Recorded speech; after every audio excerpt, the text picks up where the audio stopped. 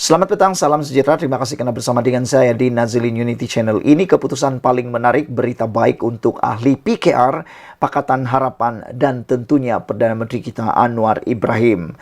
Sebenarnya referendum tidak menjadi, Anwar boleh terus kekal hingga hujung penggal. Wah, ini referendum yang menurut Muhyiddin Yassin katanya referendum Anwar gagal, kata Muhyiddin. Tapi sebenarnya referendum itu tidak menjadi, dan berita baiknya untuk semua ahli Pakatan Harapan Parti Keadilan Rakyat ialah Anwar boleh terus kekal hingga hujung penggal. Keputusan PRN 6 negeri pastinya sudah diketahui keputusannya oleh kita semua. Apapun keputusannya, yang penting sekali ialah Pakatan Harapan BN berjaya mengekalkan 3 negeri yang selama ini dikuasainya, dan begitu juga dengan Perikatan Nasional yang turut berjaya mengekalkan 3 negeri takbirannya. Asasnya, sementara PN beria-ia mahu menjadikan PRN kali ini sebagai referendum kepada Kerajaan Perpaduan dan Anwar Ibrahim sebagai Perdana Menteri, keputusan seri 3 sama yang diterjemahkan oleh Undi Rakyat memberi erti bahawa referendum itu langsung tidak menjadi. Referendum apa namanya kalau satu negeri PH pun gagal ditawan oleh Perikatan Nasional? Kejayaan PN memenangi banyak kawasan di majoriti Melayu menjadikan UMNO semakin tidak bermaya serta menafikan kemenangan 2/3 Pakatan Harapan BN di Selangor. Ia pada hakikatnya tidak menggugat sama sekali kedudukan Anwar di peringkat pusat. Anwar boleh terus kekal sebagai Perdana Menteri sehingga hujung penggal kerana semua elemen kemenangan PN itu sama sekali tidak membuatkan Anwar tercedera, berdarah atau luka. Jika tidak sabar menunggu PRN 16, Anwar hanya boleh dijatuhkan oleh Muhyiddin Yassin. Mesti ada keberanian. Dengan Muhyiddin Yassin, mesti ada keberanian mengusulkan undi tidak percaya di Parlimen dalam waktu terdekat ini. Tanpa keberanian membawa usul undi tidak percaya tersebut, sebaliknya hanya menjerit dalam sidang media saja, mendesak Anwar Ibrahim letak jawatan, tiada apa-apa yang berubah kerananya. Harus diingat, yang akan mengundi jika usul tidak percaya dibawa di Parlimen ialah ahli-ahli Parlimen. Manakala adun-adun yang baru menang semalam tidak menyumbang apa-apa undi untuk menjatuhkan Anwar, melainkan sekadar boleh menjerit di luar pagar Parlimen saja. Kepada Muhyiddin, berhentilah mendesak Anwar Ibrahim letakkan jawatan susulan keputusan PRN ini, dan lebih baik beliau mengarahkan menantunya balik segera daripada luar negara untuk menghadap SPRM terlebih dahulu. Begitupun dengan keputusan PRN semalam, Anwar bermula sekarang tidak boleh lagi goyang kaki dan mengambil mudah cabaran PRU 16 akan datang. PRU 16 adalah titian silatul mustaqim yang sebenar bagi masa depan politik Anwar bersama Kerajaan Perpaduan yang sedang dipimpinnya. Beliau mulai sekarang harus berani melakukan rombakan besar-besaran dalam struktur dan jentera di sekelilingnya. Daripada menteri-menteri kabinet, agensi propaganda kerajaan, sayap penerangan parti dan lain-lain lagi. Bermula esok, perkara terpenting yang harus Anwar lakukan ialah memastikan sebuah jentera di sekelilingnya betul-betul berfungsi dan memberi nilai tambah kepadanya. Mana-mana yang tidak berfungsi dan tidak berbuat apa-apa sepanjang kempen PRN lalu haruslah dirombak, dipecat atau ditukar penerajunya. Tempoh masa kira-kira 4 tahun daripada sekarang sehingga PRU 16 yang dijangka pada 2027 hendaklah digunakan sebaik-baiknya untuk menarik dan menambah lagi sokongan rakyat. Bukan semata-mata untuk memberi orang tertentu dengan jawatan dan gaji lumayan semata-mata. Tidak kiralah Melayu, Cina, India dan lain-lain, semua kaum sebagai rakyat Malaysia mesti disatukan untuk bersama-sama membina negara secara harmoni melalui jenama Kerajaan Perpaduan ini. Sentimen kaum dan agama yang menjadi modal politik PN hendaklah ditangani dengan bijaksana dan tidak dibiarkan berterusan begitu saja meruntuhkan perpaduan yang menjadi asas negara ini dibina. Mendepani cabaran yang ada di hadapan, jenama Kerajaan Perpaduan adalah resipi terbaik untuk membina negara dan memastikan Malaysia yang pelbagai kaum ini terus bergerak ke hadapan dengan cemerlang. Di tangan Anwarlah kini bagaimana untuk meletak rempah ratus, cili, garam, gula dan lain-lainnya dimasukkan dengan sempurna agar hidangan yang disiapkan bukan saja cantik hiasannya tetapi juga enak untuk dinikmati. Ditulis oleh Sabudin Hussein. Sekarang anda menentukan komen anda. Apakah anda juga setuju dengan laporan kali ini? Sekian dulu untuk kali ini. Jangan lupa tinggalkan komen dan tekan butang subscribe. Kita jumpa lagi. Bye-bye. Selamat malam, salam sejahtera. Terima kasih karena bersama dengan saya di Nazilin Unity Channel. Malam ini isu paling panas yang ingin saya kongsikan kepada anda semua. Beberapa jam selepas keputusan diumumkan daripada Malaysia kini, isu Zahid dan pemenjaraan Najib juga punca UMNO kalah. Adakah anda setuju dengan laporan di Malaysia kini ini? Benarkah isu Zahid dan pemenjaraan Najib punca UMNO kalah? Selain kerjasama UMNO dan DAP melalui Pakatan Harapan PH, isu Presiden UMNO Ahmad Zahid Hamidi serta kedudukan Najib Razak yang kini meringkuk di penjara memberi kesan kepada BN pada 6 pilihan raya negeri yang berlangsung semalam. Ahli Majlis Kerja Tertinggi MKT UMNO Isham Jalil berkata, rekod UMNO menunjukkan parti itu kalah teruk dalam PRN 6 negeri apabila menang 19 daripada 108 kerusi yang mereka tandingi. Kita hanya menang 1 kerusi di Kelantan, 2 di Pulau Pinang, 2 di Selangor dan 14 di Negeri Sembilan. Di 89 kerusi lain, semua kita kalah, kata Isham Jalil. Kita perlu perbuat sesuatu. Jika tidak, UMNO akan terus kalah dan akan pupus terus menjelang PRU 16, katanya dalam satu hantaran di Facebook hari ini. Ahli MKT UMNO itu berkata, dia telah meluahkan sebelum ini bahawa kerjasama dengan DAP adalah amat sensitif kepada akar umbi UMNO. Jika kita paksa akar umbi kita undi DAP, mereka akan bantah dan besar kemungkinan tidak akan keluar mengundi atau lebih teruk lagi, mereka protes dan undi Perikatan Nasional, kata Isham Jalil. Ini yang telah berlaku di 6 negeri, katanya. Selain itu, kerjasama dengan DAP, Selain isu kerjasama dengan DAP, Isham berkata terdapat 2 perkara yang menyebabkan kekalahan teruk parti itu dalam PRN semalam, iaitu berkenaan Presiden UMNO Ahmad Zahid Hamidi dan berkaitan pemenjaraan bekas Perdana Menteri Najib Razak. Berkenaan isu Presiden yang ditanya akar umbi, saya telah jawab apa yang termampu di sesi-sesi dialog saya. Saya bukan orang presiden, namun saya hormat institusi itu, kata beliau. Saya mohon supaya presiden dapat berjumpa akar umbi sendiri, sehingga ke peringkat akar bawah akar umbi dan berdialog dengan mereka untuk menjernihkan yang keruh dan memperbaiki keadaan, katanya. Walaupun Isham tidak memperincikan atau menghuraikan isu presiden, tetapi adalah jelas ia merujuk kepada 47 pertuduhan pecah amanah, rasuah dan penggubahan wang haram membabitkan dana Yayasan Akal Budi YAB yang dihadapi Zahid. Berkenaan Najib, saya telah beberapa kali berkata bahawa jika Najib ada bersama kita berkempen, kita mempunyai peluang yang lebih jelas, kata beliau, lebih cerah. Namun Najib masih di dalam penjara sudah setahun kini dan walaupun kita dalam kerajaan, belum lagi nampak keadilan untuk Najib, kata beliau lagi. Menurutnya, Najib kerap berkata kepadanya bahawa dia bukan mahu kesnya digugurkan, tetapi mahu mendapat perbicaraan yang adil dan ia belum berlaku, kata Isham Jalil. Saya telah cadang supaya kerajaan membenarkan tahanan di rumah untuk Najib sementara dia menjalani proses pengampunan atau perbicaraan semula atau sebagainya. Saya harap kita melihat dan berusaha untuk memperbetulkan keadaan. Kita perlu melakukan sesuatu yang drastik kerana kita kini berada di keadaan yang getir dan kritikal, kata Isham Jalil lagi. Jika kita tidak berbuat apa-apa, kita dan perjuangan UMNO akan lenyap di bumi Allah ini. Kita perlu bangun tambahnya lagi.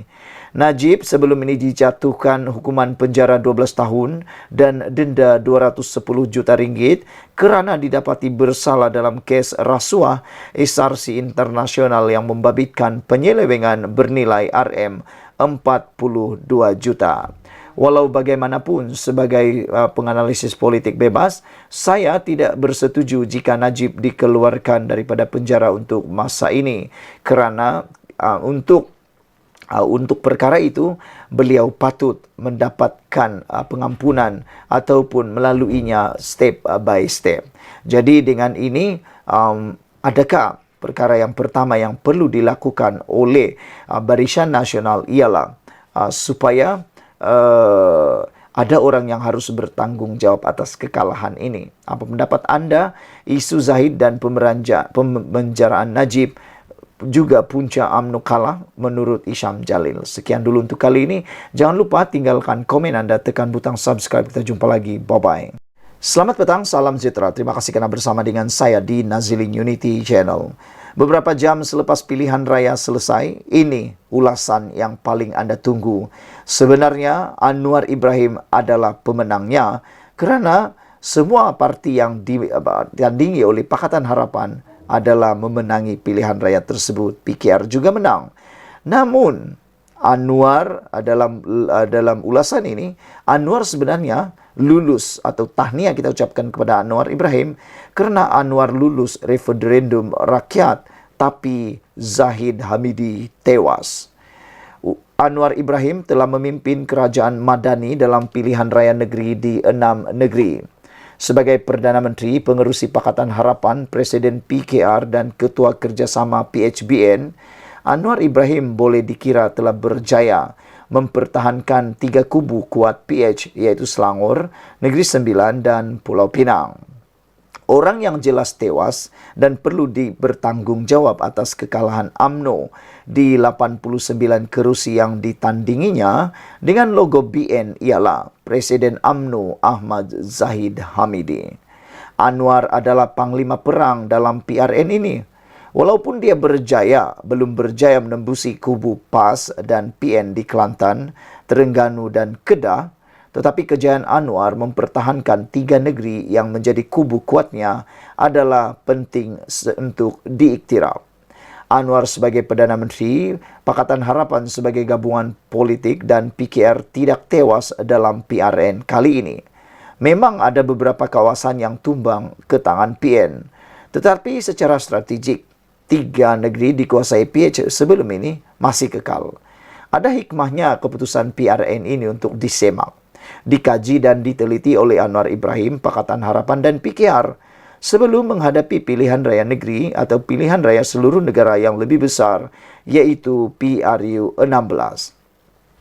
Perkara paling penting untuk Anwar membuat persiapan menjelang PRU akan datang ialah untuk mendapatkan semula sokongan orang Melayu Islam yang jelas banyak berpindah kepada PN dalam PRN ini.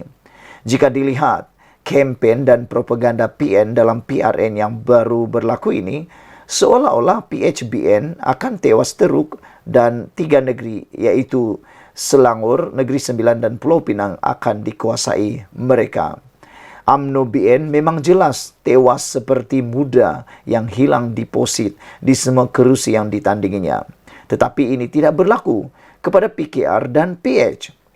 PKR dan PH tetap menjadi pilihan rakyat Malaysia untuk membina harapan bagi generasi akan datang.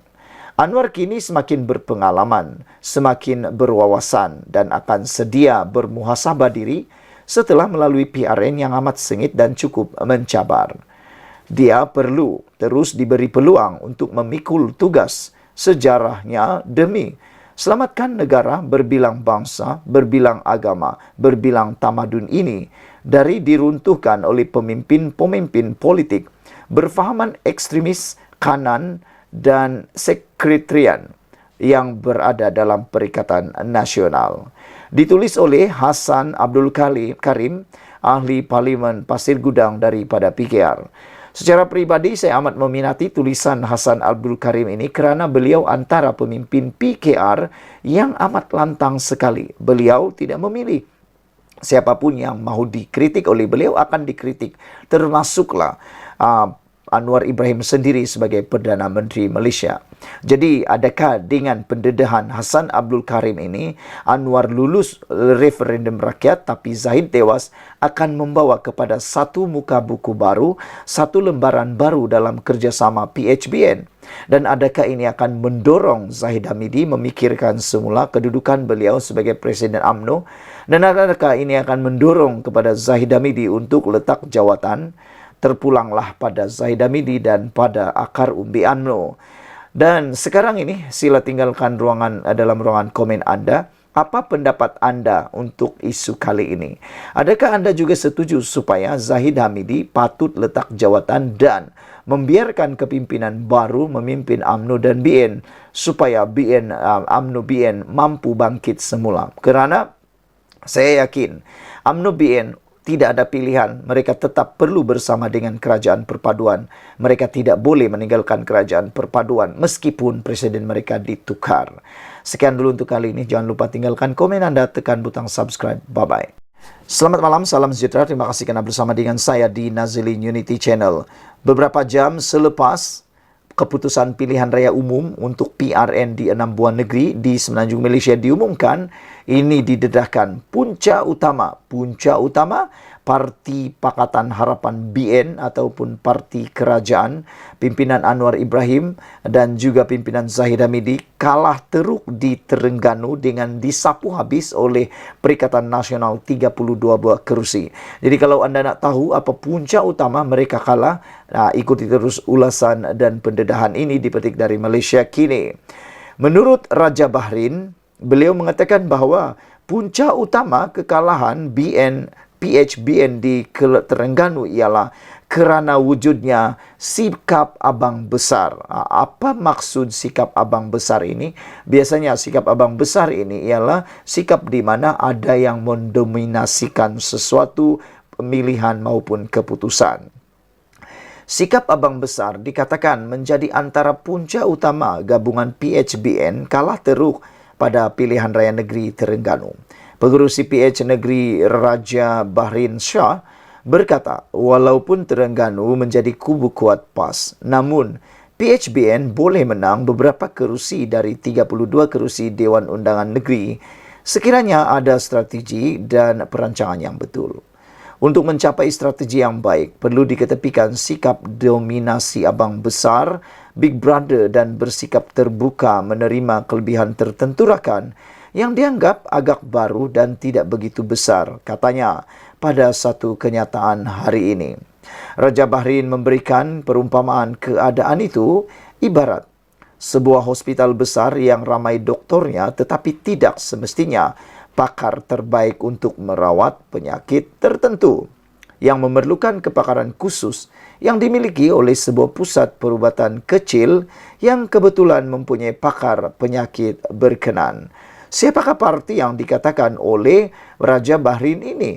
Adakah ianya sebenarnya merujuk kepada parti amanah yang merupakan yang boleh dikategorikan sebagai parti kecil? Adakah itu yang patutnya dilakukan di Terengganu? Menurut Raja Bahrain, di sinilah perlunya mengakui kelebihan tertentu rakan gabungan dalam menghadapi pengundi di kawasan bandar serta pengundi campuran dan jangan mengamal sikap abang besar, kata beliau lagi. Kelebihan PH adalah di kawasan pengundi urban atau pengundi kawasan bandar yang juga memiliki pengundi campuran. Prinsip konsep ini telah dipersetujui pada umumnya di peringkat awal, tetapi malangnya tidak dilaksanakan dan kerusi campuran seperti Dun Bandar, Kuala Terengganu dan Cukai Kemaman yang mempunyai urban votes dan campuran tidak diberi kepada parti komponen PH daripada amanah atau PKR, kata beliau lagi. Ini adalah kesilapan yang besar dan kita telah hilang peluang memenangi kerusi seperti ini di mana PH mempunyai kelebihan, kata Raja Bahrain lagi. Dia juga memberikan contoh kerusi DUN atau Dewan Undangan Negeri Kota Lama di Kelantan dengan calon PH daripada Amanah telah berjaya menang di negeri yang dikuasai PAS sejak lebih 30 tahun yang lepas. Ini walaupun calon Amanah Dr. Hafizah Mustaqim bukan orang Kelantan. Dengan strategi yang baik, Pakatan Harapan boleh menang kerusi di Kota Bahru, dan kalau yang sama dilakukan di Kuala Terengganu, tidak mustahil kejayaan yang sama boleh dicapai, kata beliau. Zaman sikap abang Big Brother telah lama berlalu dan mentaliti ini perlu dikikis jika kita mahu maju, kata beliau lagi. Saya tidak begitu terkejut keputusan PRN di Terengganu, tetapi saya amat kecewa, kata Raja Bahrain. Sikap lebih inklusif, menghormati sesama kita, dan bukan sikap abang besar perlu diwujudkan dalam gabungan BN-PH di negeri Terengganu, kata Raja Bahrain lagi. Pada pilihan raya negeri yang berakhir semalam, PN menyapu bersih ke semua 32 kerusi Dewan Undangan Negeri di Terengganu. Sekian dulu untuk kali ini. Jangan lupa tinggalkan komen Anda. Saudara-saudara sekalian, apa pendapat Anda untuk komen daripada Raja Bahrain yang mengatakan bahawa sikap abang besar punca PHBN kalah besar di Terengganu? Anda berpendapat yang sama? Sekian dulu untuk kali ini. Jangan lupa tinggalkan komen Anda, tekan butang subscribe. Bye-bye. Selamat petang, salam sejahtera. Terima kasih kerana bersama dengan saya di Nazilin Unity Channel. Kejutan demi kejutan besar berlaku selepas PRN dilangsungkan. Dan terkini, Parti Muda mengakui sukar bergerak secara solo selepas semua kerusi yang mereka tandingi baru-baru ini berprestasi buruk. Lim Kit Siang mengatakan bahawa hilang deposit di semua kerusi. Lim Kit Siang menggesa muda menyertai DAP. Apabila ini berlaku, apa yang akan berlaku seterusnya, kita menunggu. Lim Kit Siang menggesa muda agar menimbang untuk menyertai DAP susulan prestasi buruknya dalam PRN semalam. Veteran DAP itu berkata, tiada pilihan lain di saat negara berdepan pilihan antara benar dan salah, dan antara peluang untuk bangkit menjadi negara kelas dunia atau terus menjadi negara yang terpecah, gagal dan kerup. Saya telah sebut yang saya kagum dengan idealisme calon-calon muda walau semuanya hilang deposit, katanya dalam kenyataan hari ini. Lim menasihatkan mereka agar tidak kecewa dengan keputusan semalam. Saya ingin cadangkan agar mereka iaitu Parti Muda meneroka kemungkinan bergabung dengan DAP, katanya sambil menegaskan itu hanya pandangan peribadi dan bukan tawaran rasmi daripada DAP. Bergantung kepada kepimpinan DAP dan Muda untuk memutuskan perkara ini, katanya lagi. Dalam PRN semalam, gabungan PH dan BN mengekalkan kemenangan 3 negeri, Selangor, Negeri Sembilan dan Pulau Pinang, namun dengan bilangan kerusi yang lebih rendah. Mengulas perkara itu, Lim Kit Siang berkata, penting untuk kerajaan pimpinan Perdana Menteri Anwar Ibrahim menangani kebimbangan dalam soal ekonomi yang membawa kepada kemenangan PN di banyak kerusi di 6 negeri. Untuk itu, dia menggesa Anwar agar menggunakan sidang khas Parlimen bulan depan untuk memulakan agenda ekonomi madani sebagai tanda kepada perubahan dasar dan reformasi institusi yang akan memberi manfaat kepada semua rakyat Malaysia. Saudara-saudara sekalian, saya juga berpendapat bahawa cadangan daripada Lim Kit Siang ini adalah cadangan yang amat baik sekali untuk dipertimbangkan oleh Presiden Muda iaitu Syed Saddiq Syed Abdul Rahman. Dengan penggabungan DAP dan juga Muda ataupun Muda mengikuti DAP, ini akan memberikan satu percikan baru kepada DAP yang mana memerlukan kepimpinan-kepimpinan orang muda.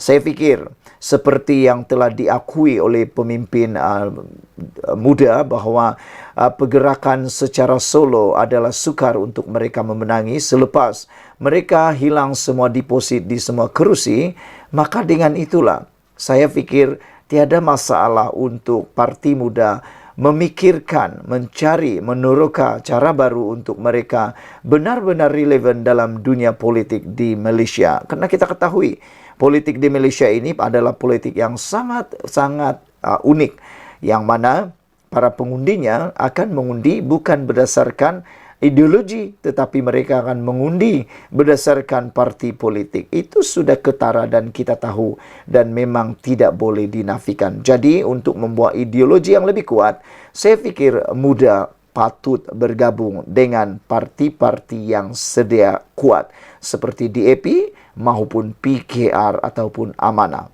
Jadi dengan ini kita harap parti muda dapat memikirkan penerokaan baru yang telah dicadangkan oleh Lim Kit Siang ini.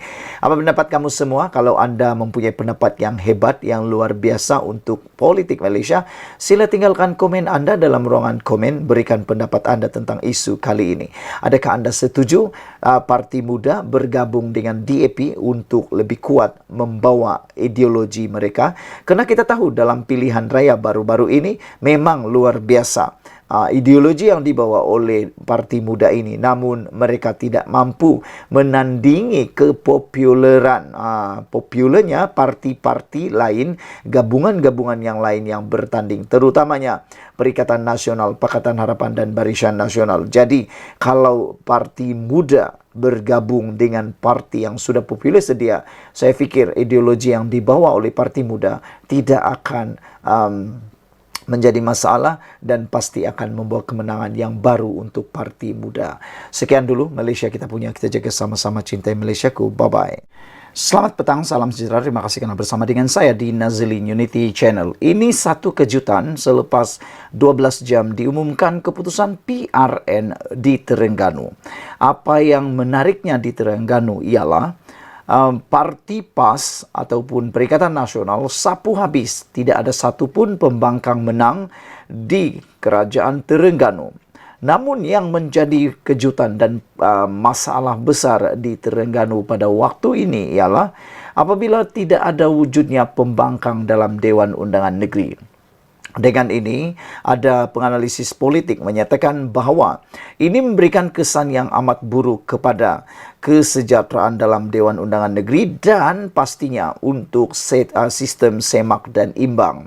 Apabila tidak mempunyai pembangkang di dalam Dewan Undangan Negeri, maka dengan itu tidak ada wujudnya semak dan imbang. Semua keputusan boleh diambil dengan sewenang-wenangnya atau dengan mudahnya oleh pihak kerajaan, kata penganalisis politik. Namun demikian, yang mengejutkan kita ialah apabila perkara ini ditanyakan kepada Presiden PAS iaitu Abdul Hadi Awang. Abdul Hadi mengatakan bahawa tiada masalah untuk Dewan Undangan Negeri Terengganu walaupun tiada pembangkang kerana menurut Hadi Awang, rakyat boleh kritik kerajaan, kata Hadi Awang. Dan beliau mengatakan bahawa yang akan menjadi semak dan imbang ialah rakyat.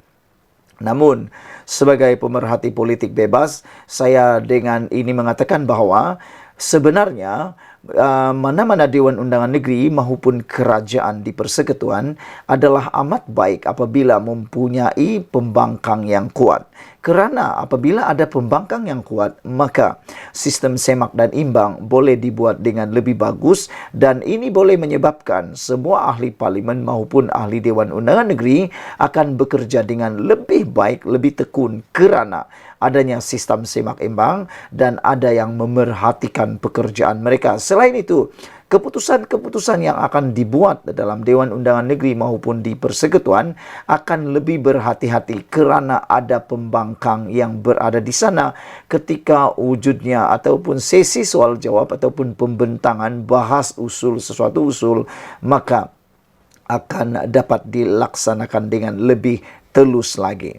Namun, kata Hadi Awang, tiada pembangkang di Terengganu, rakyat boleh kritik kerajaan. Dengan ketiadaan pembangkang di Dewan Undangan Negeri Terengganu, semak dan imbang boleh hadir menerusi rakyat dan juga adun PN, kata Presiden PAS Abdul Hadi Awang. Abdul Hadi memberi jaminan pentadbiran kerajaan Terengganu akan diteruskan seperti biasa tanpa pembangkang selepas Perikatan Nasional menang di kesemua 32 Dewan Undangan Negeri di negeri itu semalam. Kita akan galakkan budaya nasihat termasuk daripada rakyat sendiri, boleh mengkritik kerajaan. Malah suka dimaklumkan bahawa dalam Islam ini, walaupun tidak ada pembangkang, ahli dewan boleh mengkritik dan memberi teguran, katanya seperti dipetik Berita Harian. Hadi berkata demikian ketika sidang media selepas pengumuman keputusan pilihan raya di Dewan Tok Guru Rusila di Marang, Terengganu malam tadi. Dia juga menyuarakan penghargaan kepada mereka yang mengundi Perikatan Nasional dan telah memberi kemenangan di Kelantan, Terengganu dan Kedah. Dia juga membangkitkan sokongan yang diberikan pengundi muda dalam kemenangan itu. Malah saya lebih berbangga apabila bukan sahaja kekal memerintah Terengganu, malah berjaya menyapu bersih ke semua 32 kerusi Dewan Undangan Negeri dan kerusi Parlimen Kuala Terengganu, katanya lagi. Selain mengekalkan kemenangan di negeri yang sedia ditadbir, katanya lagi, PN juga berjaya menambah bilangan kerusi di Pulau Pinang, Selangor dan Negeri Sembilan.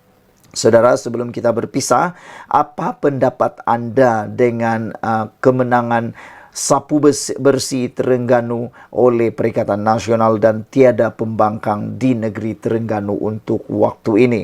Adakah itu ialah perkara yang baik atau itu akan membawa perkara yang kurang baik memandangkan ketiadaan semak dan imbang di Dewan Undangan Negeri Terengganu? Tapi menurut Hadi Awang, ia tiada masalah kerana rakyat boleh menjadi semak dan imbang dan menerusi rakyat. Dan Hadi Awang juga mengatakan bahawa beliau suka dimaklumkan bahawa dalam Islam ini walaupun tiada pembangkang, ahli dewan boleh mengkritik dan memberi teguran. Sekian dulu Malaysia kita punya, kita juga sama-sama cintai Malaysiaku. Bye-bye. Selamat petang, salam sejahtera. Terima kasih kerana bersama dengan saya di Nazilin Unity Channel. Saudara-saudara sekalian, sebelum saya teruskan konten kali ini, anda dilarang senyum, dilarang ketawa, dilarang tersenge-senge ataupun dilarang untuk terbahak-bahak. Walaupun saya tersenyum sendirian. Kerana konten kali ini memang lucu tapi benar, benar tapi benar. Pelik tapi benar. Manakan tidak pelik? Bayangkan. Perikatan Nasional yang tidak menang 6-0, seri 3 sama, pun buat dakwaan rakyat kononnya tolak Anwar dan Zahid. Anda pernah dengarkah main bola sepak 3 sama ataupun macam mana nak cara? Seri 3 sama, tapi tiba-tiba rakan anda, lawan anda kata dia ada menang. Tak pernah dengar kan? Kalau anda pernah dengar, itulah yang paling lucu sekali di muka bumi. Tapi itu belum lucu lagi. Yang lebih lucu lagi ialah dulu dalam PRU 15, anda pasti masih ingat lagi. Waktu itu Perikatan Nasional hanya dapat 73 kerusi parlimen. Tapi apa mereka kata? Tunggu, dah nak angkat sumpah, kata Hadi. Mereka kata dah cukup jumlah untuk tubuh kerajaan. Walaupun pada waktu itu hanya ada 73 kerusi parlimen. Bukankah itu sesuatu yang lucu? Kali ini biasalah, sejarah berulang lagi. Ulangan sekali lagi kelucuan dan lawak jenaka itu apabila kali ini Perikatan Nasional yang hanya menang di 3 buah negeri pula mengatakan bahawa ia ialah referendum rakyat minta Datuk Seri Anwar Ibrahim dan Datuk Seri Zahid Hamidi berundur. Itulah yang paling lucu. Mereka hanya menang 3 kerusi. Pakatan Harapan menang 3 kerusi, tapi kononnya mereka ditolak oleh rakyat. Padahal sebelum ini memang kerusi itu ataupun kerajaan itu dimenangi oleh atau dikuasai oleh Parti Perikatan Nasional dan Pakatan Harapan. Jadi di mana celahnya Anwar Ibrahim kononnya ditolak? Biasalah kan. Dulu 73 kerusi parlimen pun mereka kata sudah cukup jumlah untuk bentuk kerajaan. Kali ini seri 3 sama pun mereka kata juga mereka adalah yang dipilih oleh rakyat. Sebenarnya ia bukan kemenangan 6-0 atau kemenangan 100%. Ia seperti diramalkan keputusan status quo. Di Kelantan dan Kedah sendiri, iaitu kubu kuat PN, menolak mereka di negeri tersebut apabila menang 2 atau 1 kerusi DUN. Analoginya dalam apa jua perlawanan, contohnya bola sepak. Walaupun pasukan itu menguasai permainan 90 menit, tetapi kalau tewas 1-0, ia tetap namanya tewas. Betulkah tidak? Betul kan? Walaupun pihak lawan menguasai perlawanan 90 menit, menyerang habis-habisan, tapi kedudukannya tetap 3-3, perlawanan itu tetap disebut apa? Seri, bukan menang, bosku. Walaupun mereka menguasai 90 menit perlawanan, separuh padangkah, tapi kalau jaringan tetap seri 3-3, itu tetap diberi nama seri. Jadi janganlah macam-macam menuntut kononnya dialah paling jago, dialah pemenang. Begitulah juga dengan keputusan semalam, seri tetap seri. Kita tidak akan lihat Azmin Ali yang angkat sumpah di negeri itu, di Selangor. Minta maaflah Azmin kini hanya akan jadi orang biasa, dun biasa di dun Selangor, ahli Dewan Undangan Negeri biasa di dun Selangor, dan silap sikit nanti akan jadi pula bahan di Dewan Undangan Negeri nanti. Muhyiddin sebenarnya sangat terdesak dengan kes mahkamahnya. Jika kerajaan ini kekal dan jika dia dapati bersalah, pastinya Muhyiddin meringkuk dalam penjara. Disebabkan itu Muhyiddin dilihat terdesak untuk menjatuhkan kerajaan ini. Rakan saya dari UMNO memberitahu dia tidak menolak berlaku sabotaj dari undi partinya kali ini. Contohnya, undi PH di Dun Hulu Kelang meningkat, tetapi menjadi persoalan, kemanakah undi BN sebanyak 10.000? Betul atau tidak? Dalam PRU atau PRN sebelum ini, BN dapat 10.000 di Hulu Kelang. Tapi kali ini, di mana undi BN itu? Kemana mereka? Pastilah mereka pergi kepada Azmin Ali. Jadi itulah sabotaj BN, pengundi terhadap BN. Adakah mereka mengundi PH atau mengundi PN apabila undi PAS meningkat 18.000 undi? Saya tidak menyalahkan pemimpin UMNO kerana telah berusaha untuk bangkit semula. Jelas UMNO dan BN masih gagal untuk bangkit kembali semula, walaupun banyak peluang, banyak bertanding di tim kerajaan perpaduan apabila hanya memenangi 19 kerusi. BN dan UMNO perlukan masa untuk meyakinkan ahli bawahan mereka. Isu di sini, dapatan awal dalam analisis saya ialah isu Melayu. Kejadian atau kejayaan undi PAS masuk surga dan Melayu terancam itu berjaya.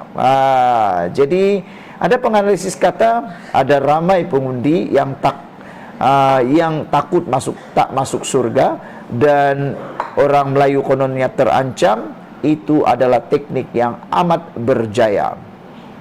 Kebencian orang Melayu kepada kaum Cina dapat dilihat apabila Dominic Lau yang merupakan presiden gerakan sendiri dihalau dalam satu ceramah kempen Perikatan Nasional. Rasuah surga yang dicanangkan oleh pemimpin mereka itu benar-benar membuat orang Melayu terhayal dengan khayalan tersebut.